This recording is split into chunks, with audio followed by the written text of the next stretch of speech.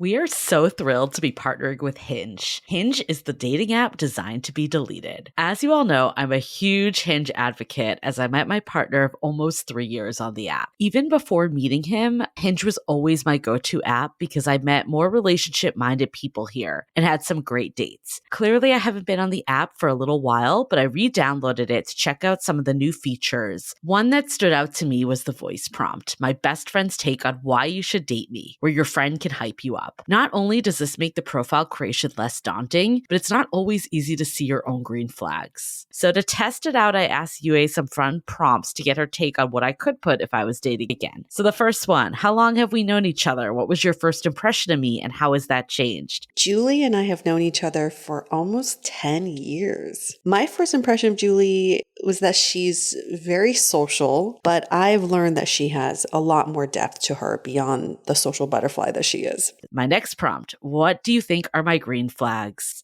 I would say she's deeply loyal. She believes in love, curious mindset, and she is fearlessly ambitious. And then last but not least, what kind of friend am I? Julie is the kind of friend who will always have your back, no matter what. Damn, that feels nice to hear. So download Hinge and try voice prompts today. Then find someone worth deleting the app for. The Dateable podcast is an insider's look into modern dating that the Huffington Post calls one of the top 10 podcasts about love and sex. On each episode, we'll talk to real daters about everything from sex parties to sex droughts, date fails to diaper fetishes, and first moves to first loves. I'm your host, Yue Xu, former dating coach turned dating sociologist. You'll also hear from my co-host and producer, Julie Krafchick, as we explore this crazy dateable world. Brunchables, welcome to Brunch Talk, brought to you by the Dateable Podcast. We are here to answer your burning dating questions that are oh so good. They burn so good. That sounds lovely. Burn so good. Especially for brunch. Yum. Whenever you say brunchables, I hear lunchables in my head. I know. That's what comes to mind. Not a good brunch. No, and they're so bad for you. So bad. Lunchables should not be given to children. I don't know how they even got approved. It's like all preservatives. So this is a little side tangent, but my partner and I bought this card deck from the Gottman Institute. Mm-hmm. It's like 51 questions to ask before you move in and get married. Love it. And a lot of them are just like about like how you'd raise your kids, which is fascinating. And one of them was like, what foods would you restrict? And it definitely took me down memory lane of like the foods that we thought were good back then. Ugh. Like how much fast food I ate, like McDonald's. And I'm like, that's so gross. Like I would never do that now. But I think it was a sign of the times also. Like the fact that Lunchables was a normal kid lunch that would never be today. So processed. Coke was so big in my family. Yeah. We drink Coke all the freaking time, like more than water. And I think for us, it was like the immigrant mentality of not having access to Coke and then coming to the US and having mountains and mountains of Coke at our disposal. So we overdrank on that. And now looking back on it,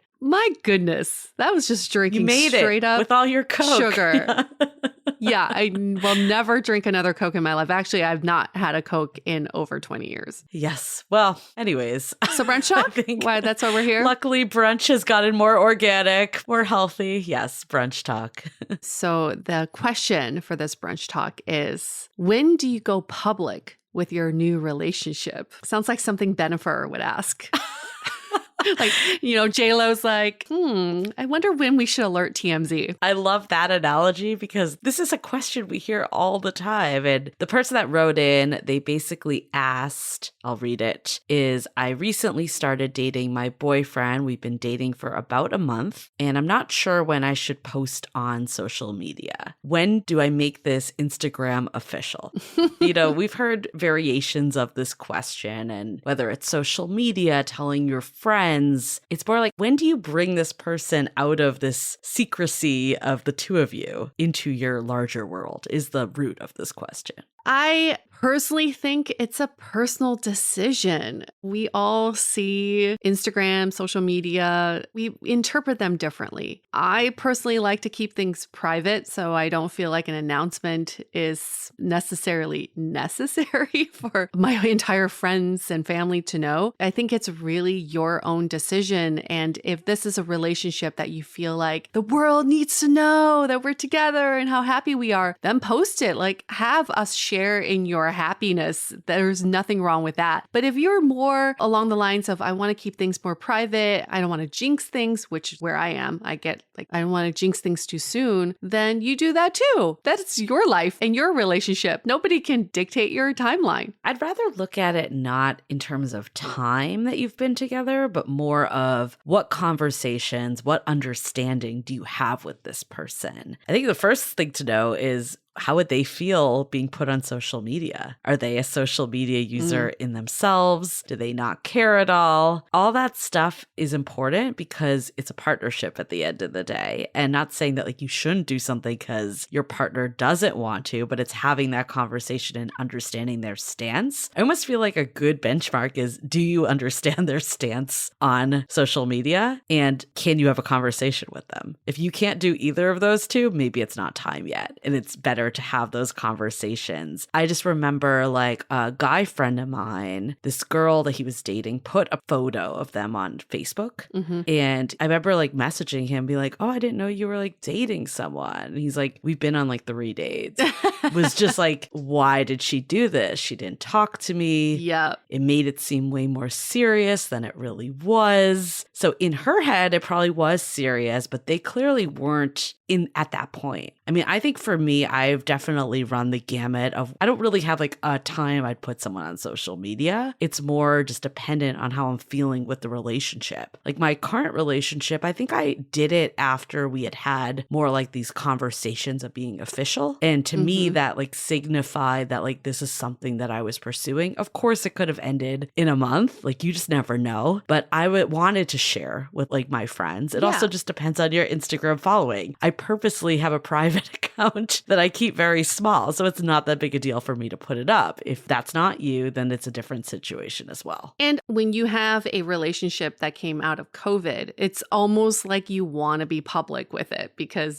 chances are your friends may have not met your partner yet. So you want to keep them updated. But again, it goes back to your situation. And like you said, Julie, you have an account for your close friends and family. So of course you want them to know the news. But if this is giving you anxiety thinking about when you should post about your relationship or be public about your relationship, the first thing to do is talk about it with your partner, to talk about the anxiety that this is causing you, because we're not in this relationship with you and something is causing this anxiety, right? Maybe it's you're hoping things are going to go well and that you don't want to jinx things and that maybe it's too soon or are you moving too fast? I think this is actually a much deeper question of, are you trying to set some milestones for your relationship that really have nothing to do with social media or posting or going public? It's like, I think you are trying to define different milestones for your relationship to reach. I definitely think it's deeper than just social media. And I do think there is this fear that you alluded to of jinxing it. And this is very real. And I think this actually extends outside of just social media, but even just making someone public in a small group of friends.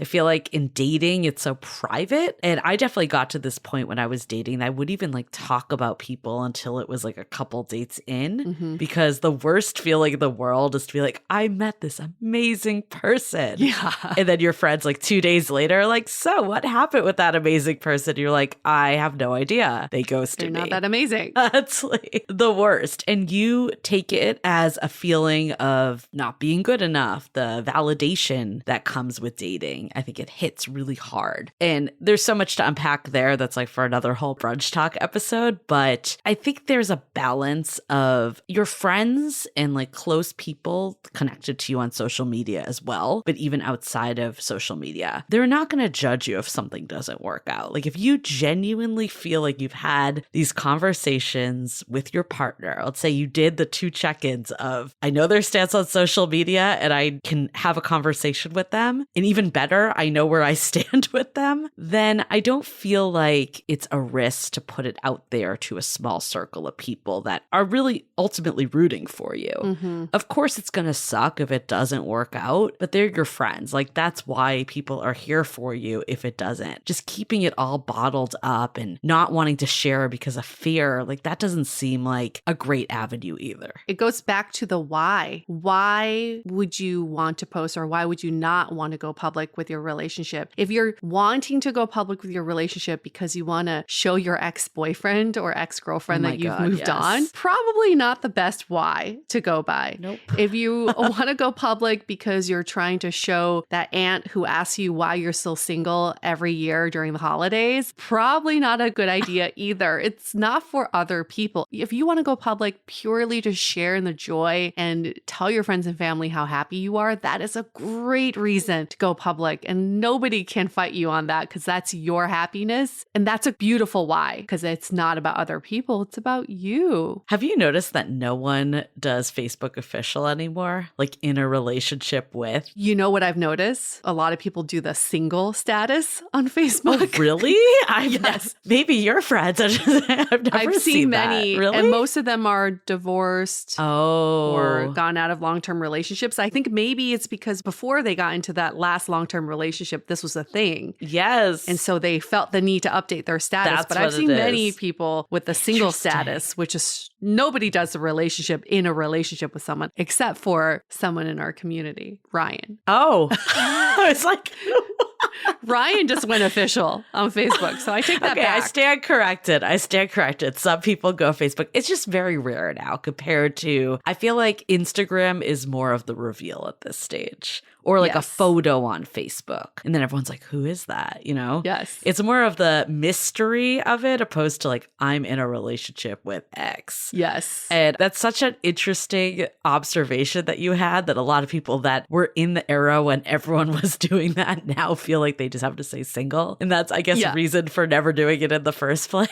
Just don't do it. There's no like, I'm no longer in a relationship with this person. Great. Thanks for letting us know. I remember meeting this girl maybe once or twice, and I got on her newsletter somehow. Okay. She sends out an end of the year newsletter every year, updating people on what's happening in her life. I shit you not. I only met her twice. I barely remember her name. Oh my God. But this newsletter had, I was promoted at work. I moved to this new city, and I found the love of my life. We've been dating for 2 months. And it had a picture of them and her cat. And I just remember thinking, like, first of all, I don't even know who you are. And second of all, this is very strange that you put me on this newsletter that's with your most intimate life details that I have no investment in. I mean, I would say that again, it's coming from a place of validation to show that she has someone. And I don't want to like stereotype because maybe she's the type that just wants to put it out to everyone. But I would say 9 times out of 10, since you don't even know this person, like you're not really there to experience the joy with her. Yeah. If they broke up, would you be the one consoling her? Probably not. Right, because they broke up shortly after. Oh, God. That's bad. That's what I heard, because he started dating someone else. He's like, we have never had any conversation. Who are you? We've been on 3 dates. You know, that's what you need to think about. Yeah, can you imagine? Maybe he saw the email and thought, how did I end up in her newsletter? This is so strange. Well, that's why I think you do need to have the conversation a little and like be on the same page. And, you know, I mean, my boyfriend does 0 social media, like 0. Mm-hmm. And I've had people reach out in our community. They're like, I've been trying to find your boyfriend on social media. And I'm like, it doesn't exist. But anyways. And I think, though, I knew that going in. And I remember we did a Facebook Live and someone asked me, because I did post a photo on my personal Instagram, which does have very few people. And I talked to him about that. And someone did ask me, caught me like off guard, essentially, when we were on a Facebook Live in our Facebook group. And I remember just being like, oh my God, I hope I didn't like say too much. Not because like I didn't feel like we were secure, but more just respecting the boundary that this person isn't a public social media type of person. Yes. I think that's the main point is do you have buy-in from your partner, and you putting their face, their name and likeness out there does put them at some sort of risk, right? Even if it's to a small circle of friends, now his identity is revealed and people can put a face with the name. So it goes back to get buy-in from your partner, get aligned on how you view social media and posting about each other. And that's a conversation to be had with each other. I'm just remembering, do you remember, I won't say who it was, but someone that we had on the podcast that we never ended up airing. We've had maybe 2 of those in our lifetime that they were blocked by their partner on social media. Yes. Yet they would put up these like declarations of love on social media. That was crazy. There's some weird stuff. I remember I also like didn't go on a date with someone once because I found their Facebook and it was public, which also is weird in my opinion. And they had this whole paragraph and photo of their ex-girlfriend. I thought their ex passed away. It seemed like a declaration that much that like that's where my mind jumped. I clicked on like the person, very much alive. They just had this very strange declaration of love to their ex that was so public. And I remember not going on the date because I was so turned off that I was like, if I actually dated this person, I would never want something like this up. It wasn't even a photo of the 2 of them. It was a photo like a headshot. It was so strange. Wow. I don't want to judge. Again, you do you, whatever feels good for you, and however you want to profess your love, you do it your way. But there are consequences these days, and it could prevent you from, if you break up and you have this paper trail of your proclamation of love to someone, then it could prevent you from getting future dates. Yes, absolutely. Could employers look at this and think it's a little bit odd? Maybe. I don't know. There could be so many reasons for this to have more consequences than you think. Just really got to think before you post and go public with shit. Right. Let's hold that thought for a quick message. This episode is sponsored by Via. We all know there are things that can help set the mood in the bedroom, but did you know a little THC could also do that? Yes, Via has developed a unique blend of pleasure-enhancing cannabinoids, libido-strengthening herbs, and a low dose of THC all into one mind-blowing gummy called High Love. This gummy, wow, it will awaken your senses, increase blood flow, and intensify any sexual experience. I've been pleasantly surprised by the High Love gummies because it is just the right amount of THC for me to have a good time without feeling sleepy. And hey, if THC is not your thing, Via also offers a wide array of other gummies without it. And everything legally ships in 50 states with discreet packaging directly to your door. So if you're over 21, you can get 15% off and a free pack of award-winning Dreams THC plus CBN sleep gummies with our exclusive code DATEABLE at viahemp.com. That's VIIAHEMP.com. Let the gummies work their magic. Head to viahemp.com and use the code DATEABLE to receive 15% off and one free sample of their Sleepy Dream gummies. That's viahemp.com and use the code DATEABLE at checkout. Take your passion and pleasure to a whole new level with High Love from Via Hemp. This episode is made possible by Armoire. Armoire makes getting dressed easy. With a clothing rental membership from Armoire, build the perfect wardrobe with brands that are high quality, unique, and recommended just for you. All you have to do is take a 5-minute style quiz and select items from your dynamic, personalized closet. The styles show up at your door in as little as 2 days. Then when you're ready for new clothes, just swap them out. Listen, I live in Southern California. There is absolutely no need for puffer coats or any sort of those winter jackets. But when I travel anywhere else in the world in these cold months, I'm often burdened with the task of getting winter clothes. And now with Armoire, I can just rent my winter wardrobe. It's brilliant. Right now, our listeners can give Armoire a try and get up to 50% off their first month. That's up to $125 off. Just visit armoire.style/dateable. That is armoire.style, spelled ARMOIRE.style/DATEABLE to get up to 50% off your first month and never worry about what to wear again. Try Armoire today. Living with ADHD can be a challenge, and dating with ADHD is definitely a challenge, we've heard many of you say. But finding the right care and proper tools needed to succeed can be life-changing. Done is an online ADHD care platform that can get you all the resources you need to help manage your ADHD. Online visits, refills, and a 24/7 care team made for you. In just 1 minute, Done's online assessment can help kickstart your ADHD treatment journey. With experienced clinicians, worry-fill refills, and online visits, you can start getting personalized care as soon as today or tomorrow. So contact an expert team that can help you around the clock and get a personalized treatment plan just for you. Here's how you do it. Take a free 1-minute assessment and book an appointment with a licensed ADHD clinician as soon as the next day. Get continuous care, one-click refills, insurance coverage, and 24/7 care team support with Done for just $79 a month, and pharmacy copays as low as $0. Visit get.donefirst.com/podcast to learn more. That's get.donefirst.com/podcast to learn more. Done. Turn ADHD into your strength. Now that we're back, I want to talk to you about soft launching on social media. You've seen this before when you don't see the face of the person, you see like a hand or a foot.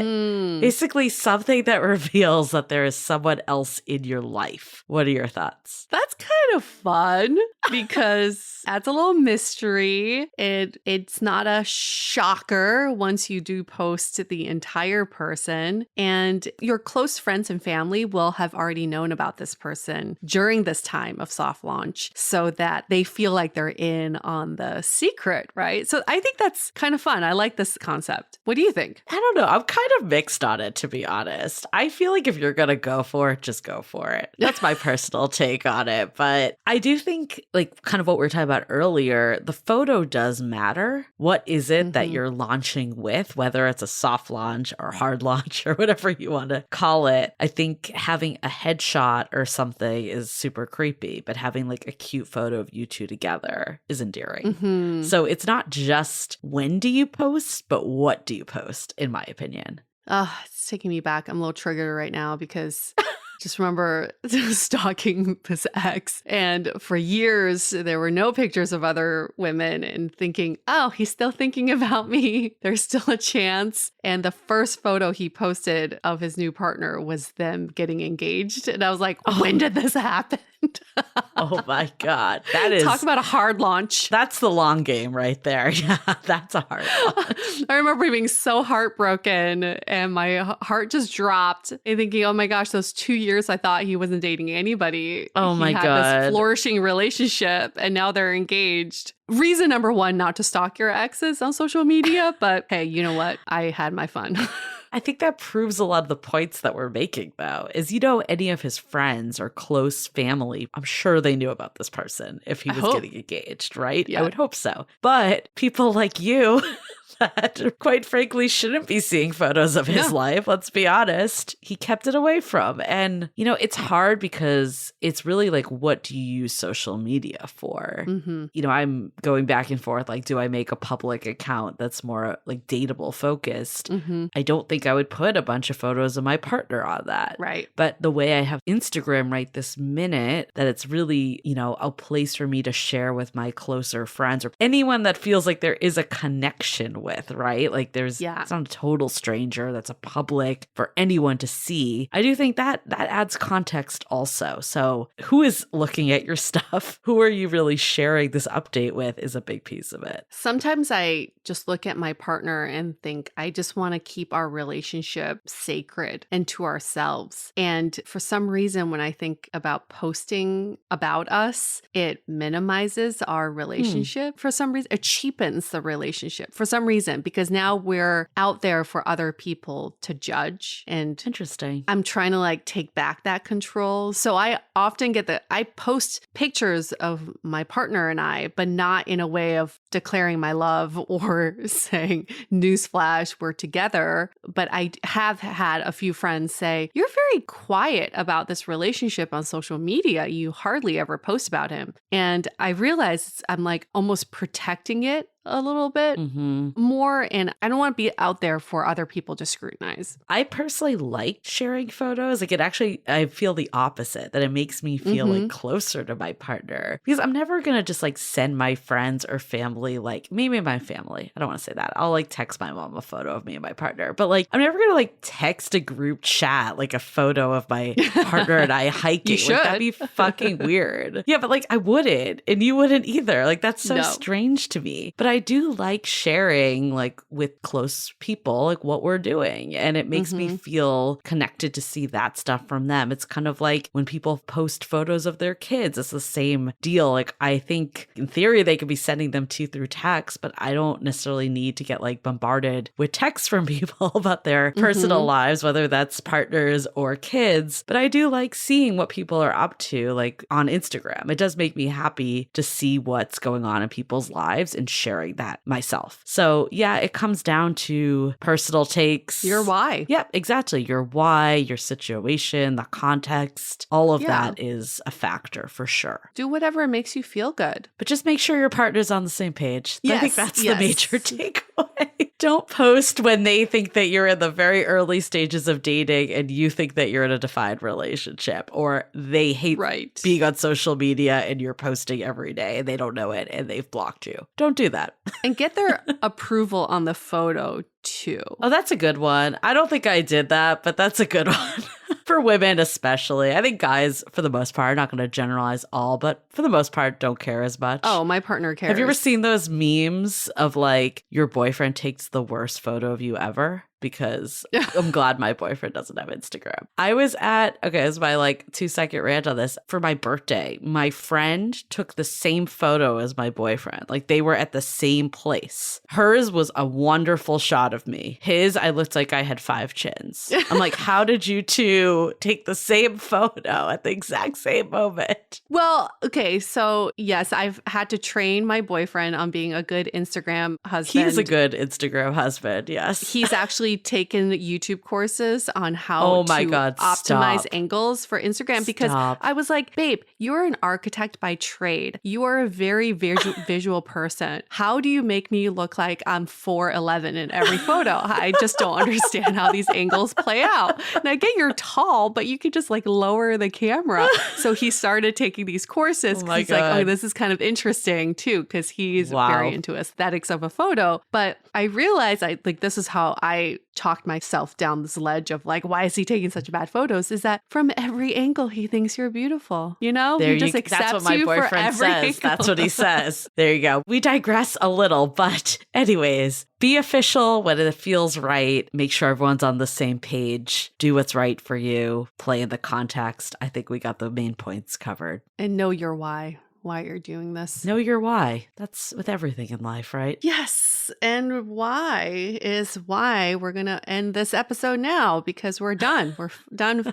We're finished answering this question. Thank you for sending in that lovely question. You can send in all of your questions to our email, hello@dateablepodcast.com, or you can DM us on Instagram @dateablepodcast. And we'll never post your photos without your permission, because we're going to make sure that they're good angles. Okay. You have our promise. We've been training our partners to be our photographers. So all good. Okay.